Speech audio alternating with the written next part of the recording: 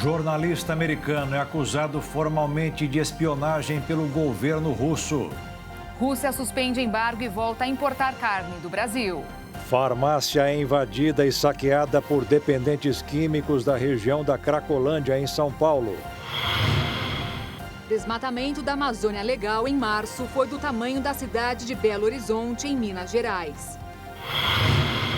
Aumenta para 64 o número de cidades em situação de emergência provocada pelas chuvas no Maranhão. Bolas utilizadas no Campeonato Paulista de Futebol são responsáveis pela reciclagem de mais de 200 mil garrafas PET. E na Igreja Internacional da Graça de Deus, a sexta-feira foi dedicada ao agradecimento, curas e transformação de vidas. A partir de agora, no Jornal das 22.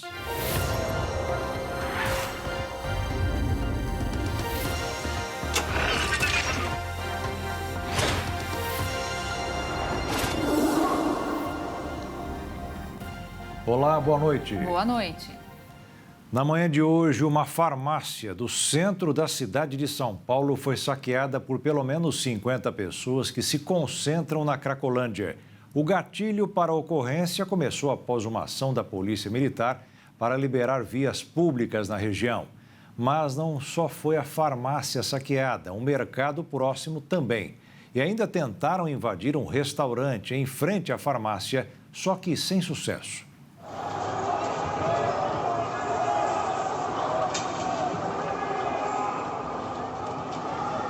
Aqui também quase invadiram, aqui os meninos não deixaram, né? Só que trabalha na manhã e não deixou eles invadir aqui, mas tentaram invadir também. A sensação é que nós estamos no mato sem cachorro, né? E a gente nunca viu isso aqui. Pelo menos não aqui, né? Nessa esquina aqui. Por aqui. Mesmo aqui, assim, mais erro com o celular. Mas hoje foi um negócio que... Câmeras de segurança registraram o momento da ação.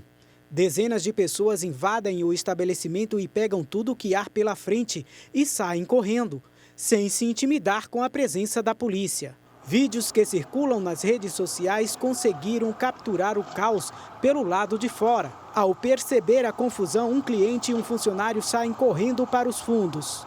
Esta foi a primeira vez que os moradores da Cracolândia invadiram o local. Segundo a GCM, os usuários de drogas da Cracolândia levaram medicamentos e dinheiro da farmácia, que fica na esquina da Avenida São João com a Rua Vitória. Pouco tempo depois, um mercado também na Avenida São João, próximo ao cruzamento com a Avenida Ipiranga, foi saqueado. De acordo com um funcionário do estabelecimento, os dependentes químicos levaram chocolates e outros produtos. Não tem como, roubando todo mundo de dia, de noite, roubando todo mundo. Então isso aí não pode mexer. Essas coisas, porque eu estou revoltado, eu me revolto. A confusão só terminou com a chegada dos agentes da Guarda Municipal Metropolitana e da Polícia Militar. Segundo a PM, as equipes realizaram buscas para localizar os autores das invasões aos comércios e que as imagens veiculadas pela imprensa são analisadas pelas equipes de investigação, que trabalham para identificar e individualizar a conduta de cada um. A criminalidade nos arredores do centro da capital paulista não tinha chegado ao ponto do registrado na manhã de hoje. O de costume são furtos e roubos de celulares e pertences de pedestres na região. Aliás, a atitude se tornou comum nos últimos 5 anos devido à constante presença de usuários de drogas. Só nos 3 primeiros meses desse ano, o número desse tipo de crime teve um aumento de 14%.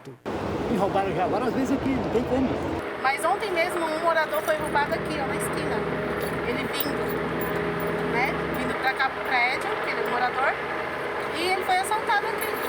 Bem aqui naquela esquina. O pessoal sempre fala, né? Pessoal, as vezes que vem aqui, fala que acabaram de roubar meu celular, vira e mexe, passam correndo aí na rua aí, pra ver se consegue recuperar o celular, mas é difícil, né?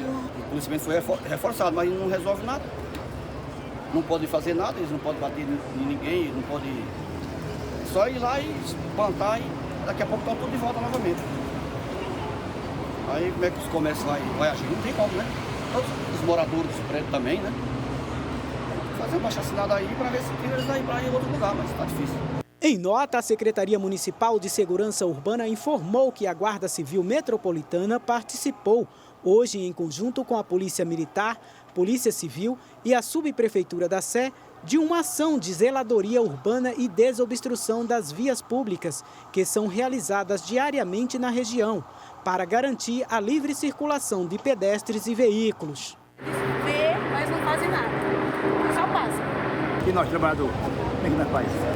Nós temos que pagar conta. Tem que pagar conta, nós ainda somos roubados. Você não pode bater um celular que estão tomando tudo. Tem que dar um jeito de tirar eles daqui, né? Tem que dar um jeito de tirar eles do centro. A nossa equipe tentou contato com a assessoria da farmácia para saber quais serão as medidas tomadas após a ocorrência de hoje, mas não obtivemos resposta. Mesmo com ações de prevenção fortificadas pelo governo federal, um dado preocupa as autoridades. Apenas em março, a Amazônia Legal sofreu mais de 350 quilômetros quadrados de desmatamento. Os dados apresentados pelo Instituto Nacional de Pesquisas Espaciais mostraram que na Amazônia Legal, a área desmatada apenas no mês de março chegou a 356 quilômetros quadrados. O número equivale a cerca de 43 campos de futebol, além de ser o maior do que a capital mineira Belo Horizonte. O número assusta, já que é o terceiro maior para o mês desde o começo da série histórica iniciada em 2016. Segundo os dados do INPE, o estado do Amazonas foi o que mais desmatou, com 127 quilômetros quadrados. Seguido pelo Pará, que desmatou 83 quilômetros quadrados, e pelo Mato Grosso, com 80 quilômetros quadrados. A Amazônia Legal corresponde a 59% do território brasileiro e é um dos, se não o principal, bioma nacional. Mas o problema ultrapassa as fronteiras locais. No primeiro trimestre do governo Lula, houve diversos alertas de desmatamento equiparáveis aos piores índices do governo de Jair Bolsonaro. Segundo dados do DETER, sistema do INPE que reúne informações para o combate ao desmate quase em tempo real, entre janeiro e março, a destruição do Cerrado foi recorde, chegando a 1.375 quilômetros quadrados, e da Amazônia foi a segunda mais alta da série histórica, com 844 quilômetros quadrados. A área destruída nos dois biomas em 2023 equivale a quase 2 vezes a cidade do Rio de Janeiro. Procurado, o Ministério do Meio Ambiente disse que na Amazônia houve aumento de 219% das multas por desmatamento e outras infrações contra a flora no trimestre em comparação com a média do período nos 4 anos anteriores. Pensando nisso, o governo federal deverá lançar na próxima segunda-feira, quando a gestão completa 100 dias, o Plano de Ação para a Prevenção e Combate ao Desmatamento da Amazônia, o chamado PPCDAM. O projeto é o principal plano do governo para combater o desmate. A iniciativa é da ministra do Meio Ambiente e Mudança do Clima, Marina Silva, que foi a responsável pela criação da primeira versão do projeto em 2004. Lembrando que esse plano contra o desmate foi considerado a primeira política nacional a impactar as emissões de gases de efeito estufa, que no Brasil vem na maior parte do desmatamento. O Brasil é o país da América Latina com maior incidência de depressão. Para falar sobre a doença e vencer as barreiras do preconceito, uma lei federal criou a Semana Nacional de Conscientização para enfrentar o problema. A partir deste ano, a segunda semana de outubro será marcada por ações que vão promover debates sobre a depressão. Uma nova lei federal, sancionada pelo presidente da República, Luiz Inácio Lula da Silva, no começo de abril, cria a Semana Nacional de Conscientização da Depressão. A lei, aprovada pelo Congresso Nacional, prevê que, além de estimular a discussão sobre o tema, o governo federal deverá implementar e divulgar políticas públicas para a promoção da saúde mental. Segundo a Organização Pan-Americana de Saúde, órgão ligado à OMS, mais de 300 milhões de pessoas de todas as idades sofrem com depressão ao redor do mundo. E o Brasil é o país da América Latina com maior incidência da doença. Para especialistas, falar sobre a depressão é o primeiro passo para vencer a doença e derrubar as barreiras da desinformação. Para que a gente vença a barreira do preconceito, mostrando histórias verídicas de superação, mostrando possibilidades de tratamento, mostrando os locais onde esses tratamentos acontecem, boas leituras, bons filmes, e dessa forma aproximar aquele que hoje é acometido pelos sintomas da depressão das possibilidades e das soluções. Um projeto importantíssimo, porque cria uma política pública nacional para tratar a desinformação, informar, psicoeducar as pessoas sobre um mal muito grande e que atinge uma grande parte da nossa população. A Organização Mundial de Saúde afirma que é fundamental e urgente que os governos elaborem planos sólidos para enfrentar a depressão e outras doenças mentais. O órgão também aponta que questões sociais e econômicas, como a desigualdade, emergência de saúde pública, pandemias e crise climática, são ameaças estruturais à saúde mental da população do planeta.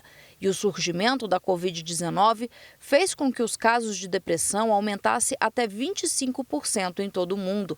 É preciso estar atento aos sintomas da doença para diferenciar a tristeza da depressão. Embotamento emocional.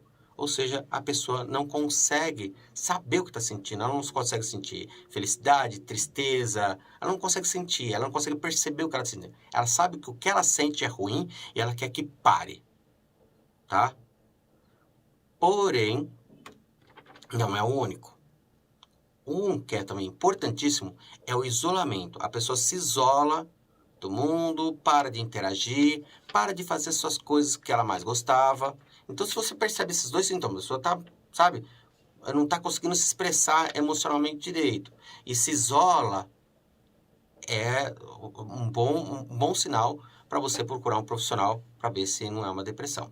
O tratamento da depressão exige atuação profissional, mas qualquer pessoa pode tentar reduzir o sofrimento do doente através do acolhimento. O primeiro passo é estender a mão com generosidade, com acolhimento, sem a intenção de oferecer cura imediata, sem a intenção de resolver aquela questão sozinho. Estenda a mão e diga: estou aqui com você e por você. Ofereça um olhar zero julgamento, sem comparativos com outros casos que você conheça.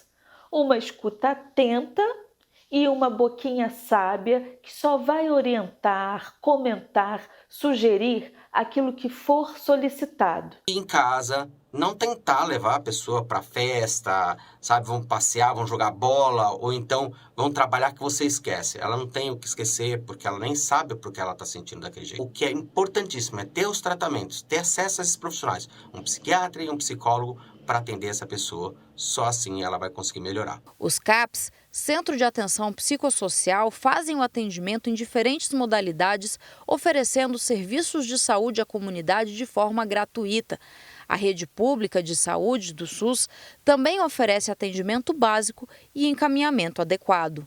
E veja a seguir: Rússia suspende embargo e volta a importar carne do Brasil. E ainda, alguns noivos agora tentam estipular indenização no cartório para o caso de traição no casamento.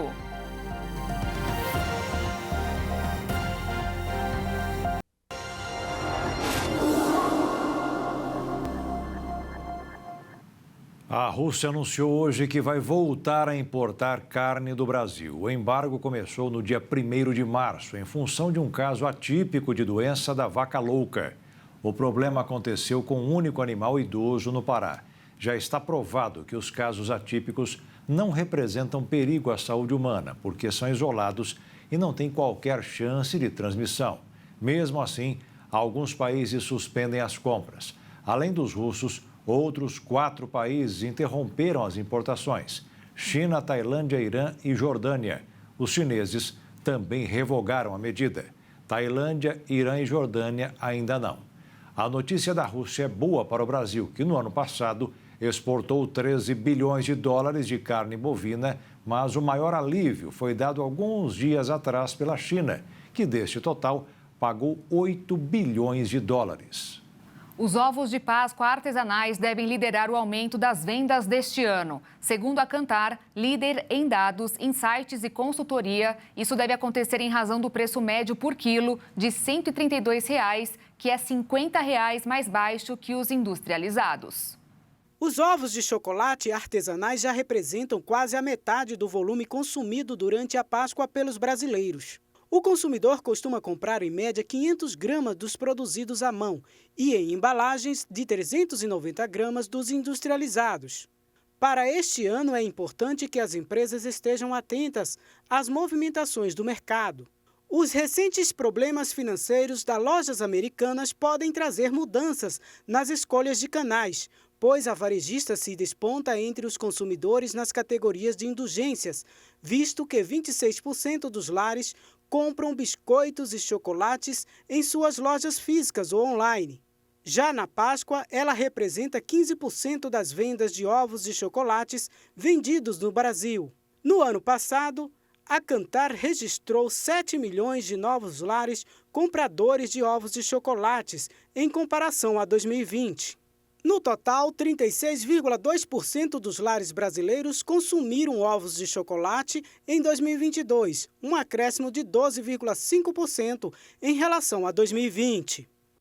E já que artesanal também envolve criatividade, uma fábrica de pão de queijo da cidade de Contagem, em Minas Gerais, resolveu inovar. Eles criaram, Jaqueto, uma espécie de ovo de Páscoa de pão de queijo no formato de ovo de Páscoa comum. Esses mineiros na cozinha têm um talento formidável. A comida típica mineira, combinada com o principal produto vendido nesta época, virou um sucesso na região. A ideia surgiu dos próprios trabalhadores do estabelecimento, depois que viram uma reportagem na televisão sobre ovos de Páscoa diferenciados. A matéria mostrava diversos ovos de Páscoa curiosos, como ovo de empada de frango, ovo de sushi e até ovo de pudim. Foi aí que eles resolveram criar um ovo de Páscoa com pão de queijo, típica comida mineira. Os chefes de cozinha então foram atrás de formas específicas para ovos de Páscoa e fizeram a massa do pão de queijo dentro dela. Segundo empregados do estabelecimento, os primeiros ovos não saíram perfeitos, mas com o tempo eles foram tomando forma e ficando idênticos aos ovos de chocolate. Apesar de estarem fazendo sucesso na boca do povo, os ovos não estão à venda pelo fato da fábrica de pães de queijo ter uma alta demanda. Portanto, seria difícil conciliar a produção artesanal dos ovos com a rotina dos demais cozinheiros. De qualquer forma, mais uma vez, o estado de Minas Gerais honrou o fardo de ser um estado absurdamente criativo no setor de culinária. Quando o assunto é preço, a história muda um pouco na hora do almoço, porque o bacalhau não cabe no orçamento de muitos brasileiros. Mas existem alternativas, como o filé de St. Peter, que é macio, praticamente sem espinhas, leve, saboroso e suave. Mas uma curiosidade é que o St. Peter é uma das mais de 100 espécies de tilápia existentes no mundo. Na verdade, o St. Peter é a tilápia vermelha de origem israelense. Já a tilápia cinza é africana. Mas a característica mais importante na hora de fazer a diferenciação é que a St. Peter geralmente é criada em cativeiro e alimentada com ração, o que não deixa que a carne fique com gosto de terra. O que acontece com a tilápia tradicional, fato que desagrada o paladar e ganha no quesito reclamação quando compradas. Para resumir, a St. Peter tem um processo produtivo mais controlado, o que favorece a qualidade e frescor dos atributos bem valorizados. No caso da diferença do nome, isso ajuda a diferenciar o produto, demonstrando a qualidade. Mas ambos são tilápias. Aliás, desde a década de 1970, quando a egípcia tilápia foi introduzida no país, o peixe ganhou cada vez mais espaço, notoriedade e, acredite, até uma marca própria, St. Peter's. Muitos supermercados expõem este peixe como se fosse uma espécie específica, mas na realidade trata-se apenas de tilápia. A marca é patenteada e pertence à Geneseas, uma das grandes produtoras de tilápias no país. Segundo a Associação Brasileira de Piscicultura, foram 550 mil toneladas levadas ao mercado interno e externo em 2022, o que projeta a nação entre os 4 maiores produtores do mundo, somente atrás de China, Indonésia e Egito, com um crescimento de 3% em relação a 2021. Segundo o maior produtor do país, perdendo apenas para o Paraná, o estado de São Paulo responde por 14% desse total. Nos últimos meses, diversos noivos têm procurado escritórios de advocacia para estipularem um acordo pré-nupcial, que é uma multa em caso de infidelidade de uma das partes. Esse movimento ganhou força mais recentemente, em meio a um maior rigor dos juízes para concederem indenização a quem foi traído no casamento. O chamado acordo pré-nupcial é uma espécie de contrato não obrigatório feito pelo casal antes da celebração do casamento. Normalmente é a formalização de acordos sobre questões patrimoniais e regime de bens. Mas a Justiça de Minas Gerais, em decisão recente, entendeu que um casal tem autonomia para incluir nesse contrato uma cláusula penal prevendo o pagamento de multa por traição. No caso em si, a pessoa que for traída deverá receber a quantia de R$180 mil do infiel. Incomum, de acordo com advogados, a manifestação do judiciário ocorreu diante de uma dúvida de um oficial de cartório que havia se recusado a registrar o pacto com essa previsão. O movimento de combinar formalmente uma penalidade em caso de traição veio mais forte nos últimos 2 anos, segundo advogados especializados em direito de família, principalmente pela pandemia ter alterado profundamente as relações pessoais. Nos bastidores das bancas de advocacia, a discussão sobre uma multa por traição tem sido levada especialmente pelas novas gerações. Alguns advogados afirmam preferir formalizar esse acordo em documento separado, como, por exemplo, em uma escritura pública, declaratória entre as partes.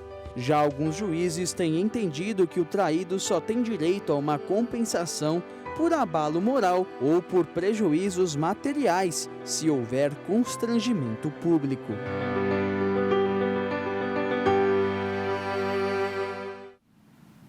A insônia aumenta o risco de infarto. A constatação vem de um estudo realizado com pessoas que dormem pouco. Junto com a alimentação saudável e atividade física, o sono é essencial para uma boa qualidade de vida. Por isso, a falta dele representa vários danos à saúde. Já faz 10 anos que o Clécio sofre de insônia. Eu deito para dormir, às vezes eu demoro 2, 3 horas para induzir ao sono e às vezes acontece ao contrário, eu acordar às 3 ou 4 horas da manhã e não conseguir dormir mais. Vira para um lado, para o outro, senta, levanta e nada. É uma agonia, né? Muitas vezes eu até acabo saindo com as minhas cachorras para passear às 5 horas da manhã, 4 horas da manhã, para mim não ficar sem ter o que fazer. E durante o dia, vem a consequência. A gente fica com o corpo sobrecarregado, a gente sente. E aí chega uma hora que a gente começa a ter uma certa dificuldade até para enxergar a tela do computador, né? É o corpo que está cansado, que ele dormiu mal, então você vai ter um dia mal. Mas o problema vai muito além da indisposição no dia seguinte. Afeta a saúde como um todo, inclusive o coração. Um estudo que foi apresentado no último Congresso Mundial de Cardiologia mostra que quem sofre com insônia tem um risco até 69% maior de sofrer um ataque cardíaco do que quem dorme bem. Pesquisadores da Universidade de Alexandria, no Egito, realizaram uma revisão sistemática de outros estudos relacionados com dados de 1.100.000 adultos. O Dr. Caio Simões, médico clínico e cardiologista, analisou os resultados. Eles conseguiram avaliar que a insônia tem uma associação independente com o infarto. Era um fator de risco independente de outros fatores, como hipertensão, diabetes, tabagismo, colesterol alto. O especialista afirma que esse foi o estudo mais robusto, relacionando a insônia com os eventos cardiovasculares. Isso é muito importante para os médicos e se preocuparem mais com esse assunto, né? Interrogarem da mesma forma que a gente pergunta numa consulta se o paciente tem pressão alta, se tem colesterol, tem diabetes, fazer uma anamnese ali direcionada para avaliar a qualidade do sono do paciente, se ele dorme bem, se o sono é reparador. A insônia acontece quando o indivíduo tem dificuldade para pegar no sono ou se manter dormindo. Despertar muito cedo e não conseguir voltar a dormir também caracteriza o distúrbio. Uma vez diagnosticado o problema, o tratamento é essencial para a redução de vários riscos à saúde. Envolve terapia cognitivo-comportamental, segmento com psicólogo, para entender se há algum motivo ali por trás dessa insônia, se há algo que justifique ali algum medo, algum temor, alguma rotina, algo que possa ser modificado, conversado para ajuste de insônia. Clécio faz terapia desde que descobriu ter TDAH, o transtorno do déficit de atenção com hiperatividade. Na época, também começou a tomar medicamentos que acabaram ajudando na qualidade do sono. Mas quando não toma... Eu esqueci de comprar o remédio ontem, então eu fui perceber a falta dele à noite, 11 horas da noite. Então, acabei tendo uma noite horrível. O cardiologista ressalta a importância da higiene do sono, que afirma ser tão boa quanto o tratamento medicamentoso, mas sem os efeitos colaterais dos remédios. A grande diferença é que o uso de medicamento ele vai ter um efeito ali a curto prazo, né? Então é muito mais rápido. Já a mudança do estilo de vida, a higiene do sono, vai demorar mais de começar a ver os efeitos benéficos, né? O doutor indica a manutenção de uma rotina noturna, com pouco uso de telas, como celular, computador e televisão. A alimentação precisa ser leve. Não é recomendável praticar atividades físicas intensas durante a noite. E, claro, também não se deve ingerir estimulantes, como cafeína, perto da hora de dormir. O ambiente, né? A gente tem que, idealmente, deixar um ambiente calmo, bem escuro, uma temperatura adequada, sem barulho. Você toma um banho quente já para ir relaxando. Então, essas são as medidas simples que ajudam muito. É claro que os efeitos não são imediatos, mas a longo prazo, o especialista diz que os resultados são garantidos e podem transformar vidas. E a seguir, o jornalista americano é acusado formalmente de espionagem pelo governo da Rússia. E veja também, aumenta para 64 o número de cidades em situação de emergência provocada pelas chuvas no Maranhão.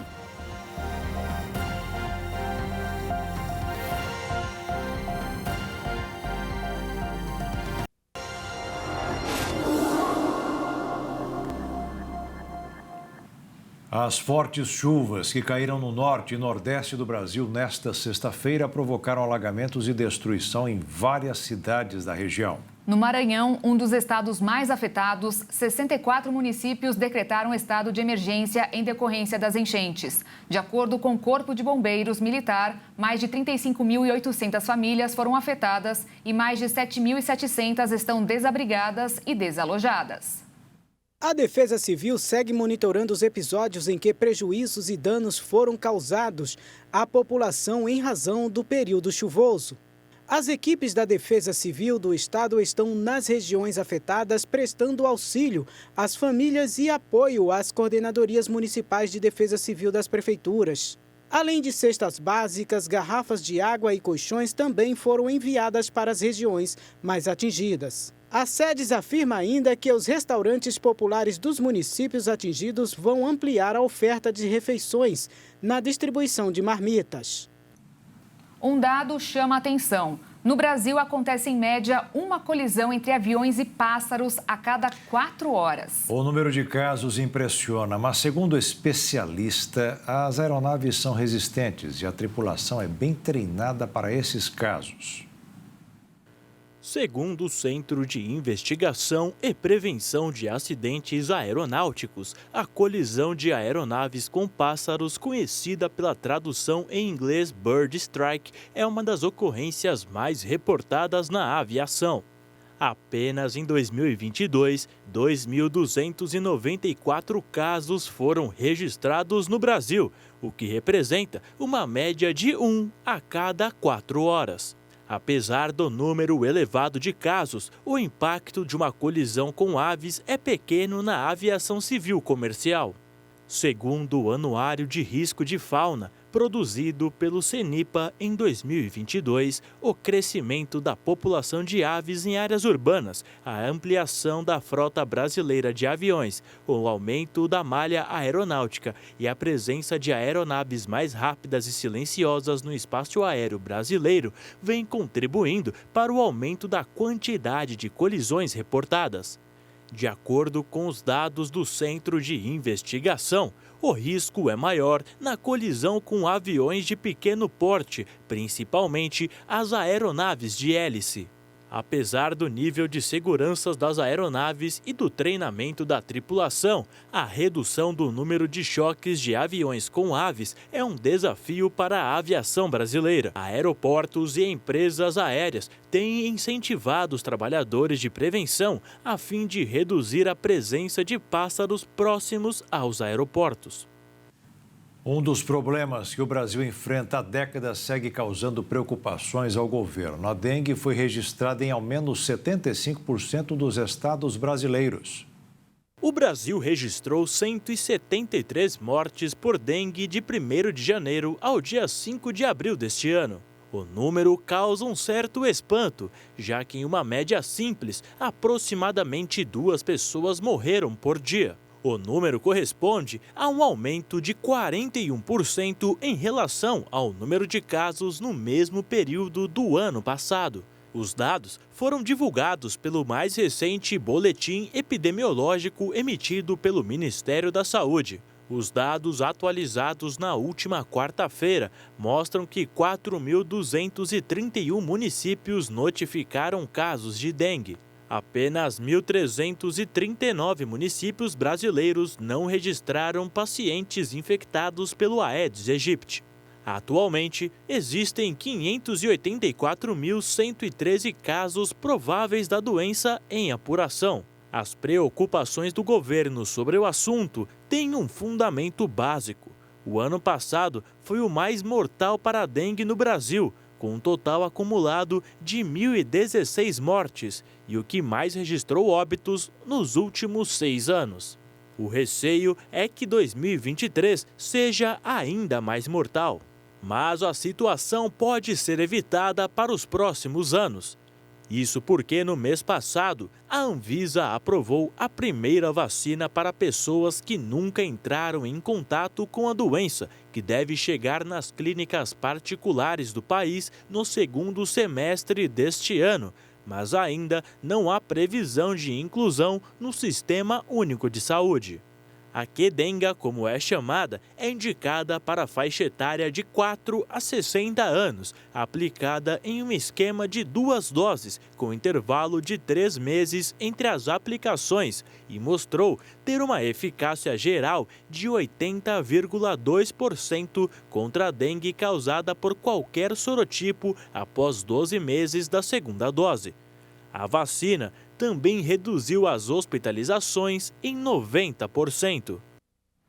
Um estudo realizado pela Universidade Federal de Minas Gerais mostrou que quase 30% das crianças e adolescentes no Brasil têm altos níveis de colesterol. A situação é grave.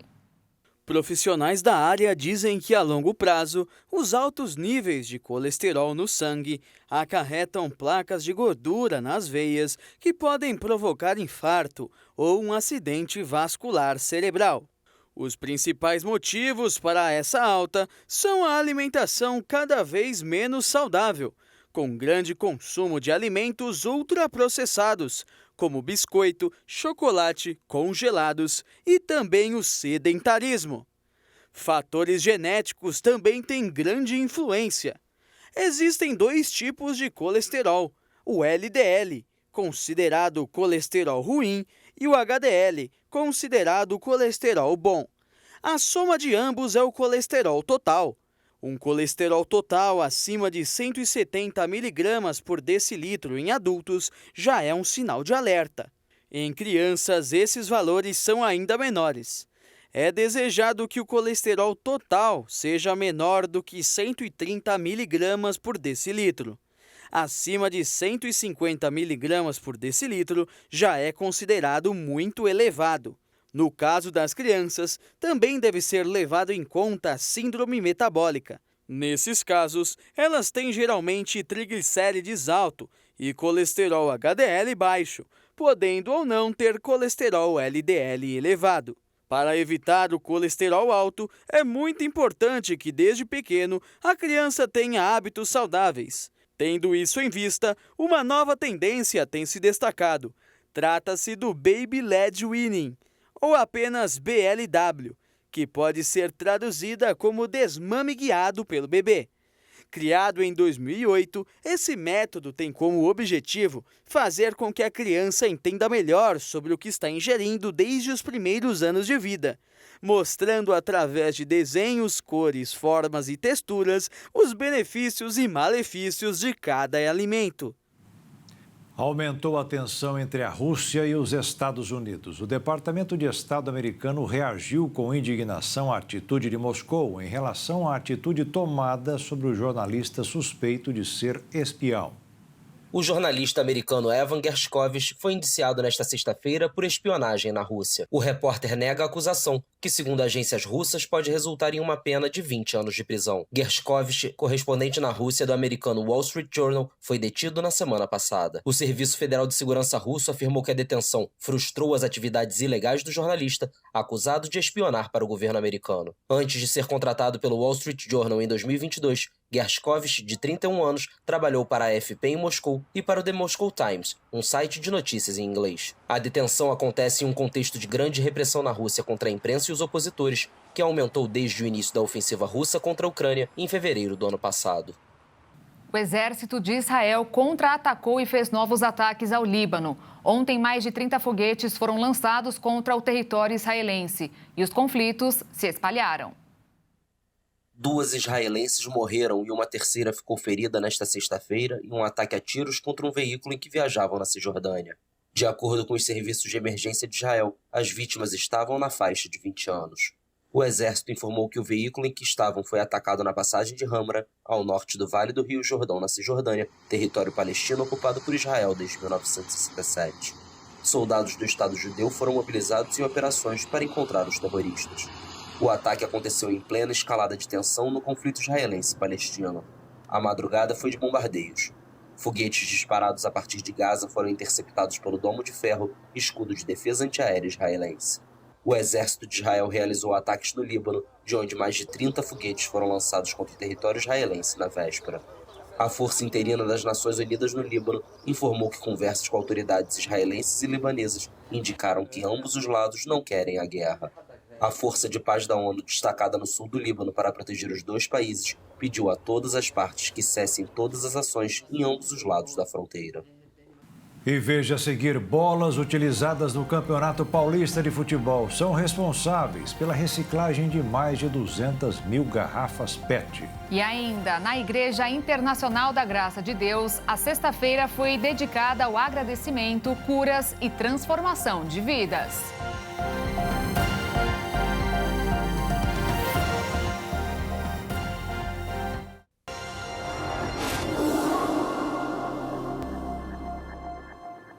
Um estudo publicado na revista Nature Geoscience revelou que 5 gases destruidores da camada de ozônio atingiram níveis recordes em todo o mundo no ano de 2020, mesmo passadas 3 décadas da assinatura do Acordo Internacional para eliminar gradualmente o uso e a dispersão de substâncias do tipo.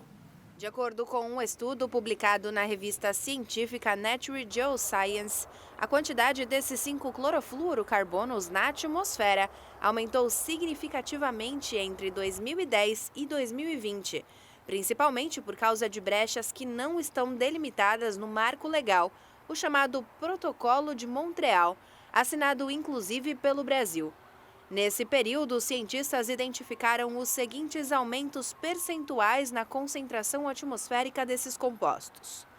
4% no caso do CFC 115M, passando de 8,38 ppt em 2010 para 8,71 ppt em 2020. ppt é uma medida de concentração muito usada para estimar a quantidade de gases poluentes no ar, como os CFCs. Nesse caso, uma parte por trilhão significa que há uma parte dessa substância em cada 1 trilhão de partes de ar.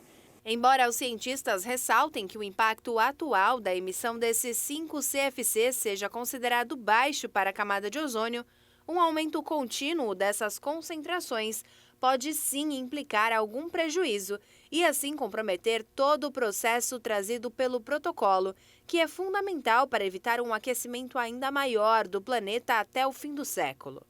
No começo deste ano, a ONU anunciou inclusive que se as políticas atuais de redução de CFCs permanecerem em vigor, a camada que nos protege dos efeitos nocivos dos raios ultravioletas pode se recuperar completamente em 4 décadas. Isso é importante porque a sua destruição afetaria profundamente a vida no nosso planeta, afetando desde a saúde dos seres humanos até mesmo o desenvolvimento de plantas e outros seres vivos. Desde a assinatura do Protocolo de Montreal, o uso de CFCs em todo o mundo caiu vertiginosamente. Estima-se que cerca de 99% dos compostos químicos que destroem a camada de ozônio foram completamente eliminados da atmosfera desde o banimento dos CFCs, utilizados principalmente em sprays, equipamentos de refrigeração e em espumas. No Brasil, por exemplo, uma resolução de 2000 proíbe a utilização dessas substâncias em diversos equipamentos, instalações e produtos, sejam esses nacionais ou importados. No entanto, em todo o mundo, alguns CFCs ainda podem ser liberados como matéria-prima e em forma de subproduto durante a produção de alguns compostos, como os hidrofluorocarbonos, que têm uma função semelhante aos CFCs, mas não causam danos à camada de ozônio. No caso das 5 substâncias do tipo analisadas, os cientistas acreditam que pelo menos 3 delas, o CFC 113A, o CFC 114A e o CFC 115, são conhecidas por estarem envolvidos na produção de outros produtos químicos. Neste domingo de Páscoa, Palmeiras e Água Santa decidirão o título do Campeonato Paulista no estádio Allianz Parque, em São Paulo. Uma partida com todos os elementos para ser um jogão. E antes mesmo do apito inicial do jogo, a Pênalti, fornecedora de material esportivo responsável pela bola do jogo, já marcou um golaço a favor do meio ambiente. Chamada de S11 Eco Kinit, o modelo de bola escolhido pela Federação Paulista de Futebol é sustentável, ajuda o meio ambiente e é produzida com material reciclado. A bola possui a certificação máxima da FIFA, denominada Quality Pro, selo que é obtido após inúmeros testes e que a torna apta para ser usada em qualquer competição profissional ao redor de todo o planeta. A diferença da bola é que mais de 60% do material utilizado para sua produção é de origem sustentável. Para cada unidade produzida, 4 garrafas PET e meia são reaproveitadas, sendo que elas passam por um processo industrial com tecnologia de ponta antes de se transformar no tecido externo de sua confecção. O restante de sua composição também conta com elementos vindos da cana-de-açúcar, que formam seu amortecimento elástico, chamado de Neotec Eco. Por conta dessa inovação, todos os anos milhares de garrafas PET são retiradas do meio ambiente. Para a atual edição do Paulistão, por exemplo, quase 5.000 garrafas PET se transformaram em mais de 1.000 bolas. Levando em conta outras competições organizadas pela Federação Paulista de Futebol, que inclui torneios de base, masculino e feminino, estima-se que mais de 206 mil garrafas foram reaproveitadas. Toda a fabricação é feita pela própria Pênalti no Brasil, na cidade de Itabuna, na Bahia. Além do Campeonato Paulista, a tecnologia da bola sustentável também está presente no Campeonato Carioca, no Amazonense, no Paraense e na Copa do Nordeste. E nesta Sexta-feira Santa, a Igreja Internacional da Graça de Deus preparou uma programação especial com 5 cultos ao longo de todo o dia. O evento foi marcado por agradecimento, cura e transformação de vidas.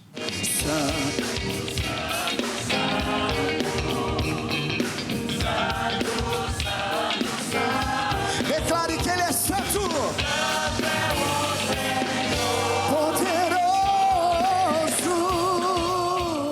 Um agradecimento a Deus pelo ato mais importante de todos os tempos começou com um louvor. E te receber hoje.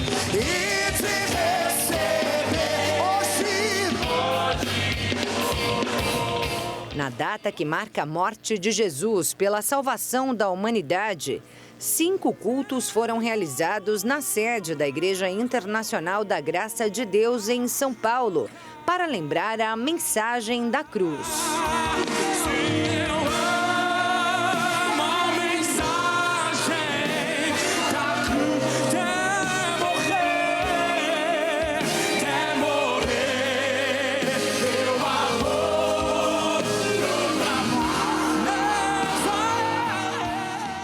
Eu falo sempre que Jesus, ele foi à cruz com uma missão. O quê? Nos resgatar. Ele foi morrer a minha morte, morrer a sua morte, a morte de toda a humanidade. Porque o salário do pecado é a morte. Jesus não tinha um pecado sequer, o meu pecado, o seu pecado, o pecado de toda a humanidade. Então ele morreu a nossa morte. Só que ele venceu a morte e o inferno, que eu não tinha condições de vencer. Ele venceu por mim e venceu por todos os homens. O culto mais especial foi marcado para 14 horas. Para pegar os melhores lugares, muita gente chegou cedo e a expectativa tomou conta do ambiente. Eu creio que vai descer uma presença de Deus muito forte aqui no nosso meio hoje. É momento de renovação, é momento de relembrar, é momento de quebrantar o coração que está fechado e se voltar a Cristo, né? E nós queremos que será uma bênção na vida de todos aqueles que estiverem aqui presentes e estiverem assistindo também. A dona Cristina também estava nessa fé e nada impediu de estar nesse culto hoje, nem o tornozelo quebrado. Porque eu confio em Deus, eu tenho certeza que eu já estou curada. Pai, estamos aqui olhando para a cruz, olhando para o teu amor tão grande, o teu amor que nos constrange, o teu amor que está acima de qualquer entendimento, de qualquer compreensão. O Senhor amou o mundo de tal maneira que deu o seu Filho unigênito, para que todo aquele que nele crê não pereça, mas tenha a vida eterna. A programação especial foi aberta com orquestra e coral.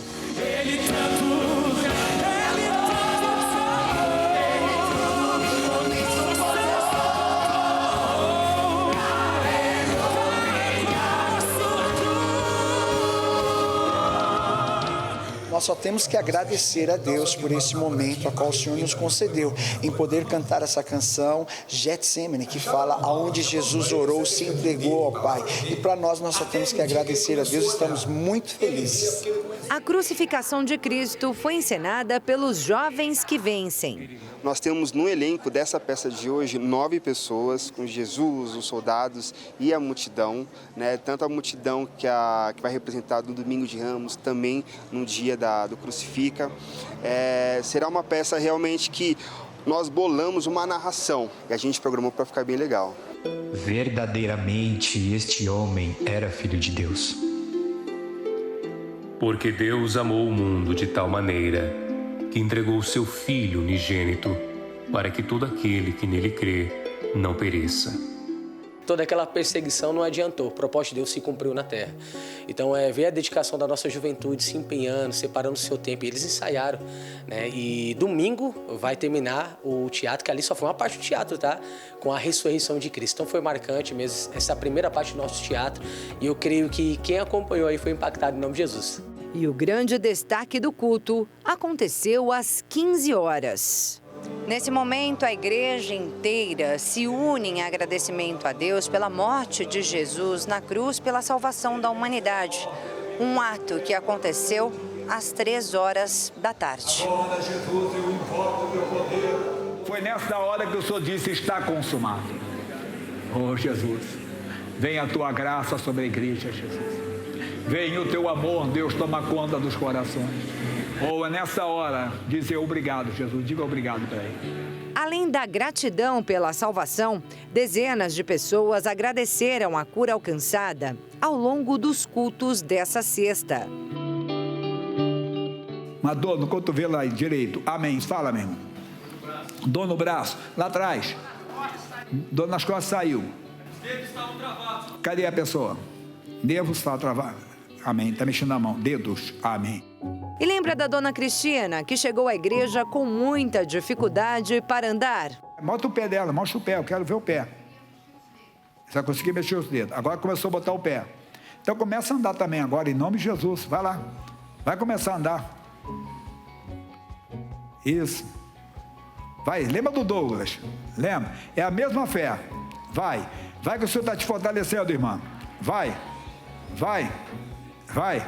Para um pouquinho. Sentiu melhor? Não está sentindo dor? Não estou sentindo dor nenhuma. Obrigado, hein, Jesus. Obrigada. Você é bonito, hein? Foram cultos marcantes que impactaram a todos. Eu amo Jesus. Vou embora muito feliz pela Páscoa. Pela Páscoa e pelo Senhor. Você sai daqui como hoje?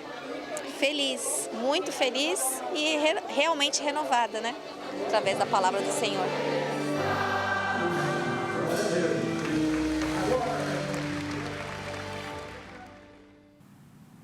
E o Jornal das 22 termina aqui. Aproveite bem o final de semana e feliz Páscoa a todos. Igualmente, um ótimo fim de semana para você e até segunda-feira. Boa noite, fique na paz. Tchau.